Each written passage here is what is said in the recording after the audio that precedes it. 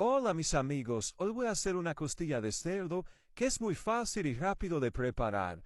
Después de lavar bien la costilla, con suficiente agua y limón, la voy a colocar en una olla con agua. Yo usé 6 tazas de agua y le agregaré una cucharada de orégano en polvo, sal al gusto, media cucharadita de pimienta negra, 5 dientes de ajo machacado y media cucharadita de pimentón.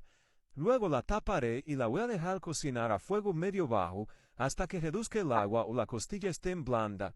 Luego la voy a llevar a la freidora de aire por 20 minutos a 350 grados. Después que nuestra costilla esté, le voy a poner ruedita de limón por el lado y así quedan esta costilla dorada por fuera y jugosa por dentro. Además que es muy fácil y rápido de preparar, mis amigos, que lo disfruten.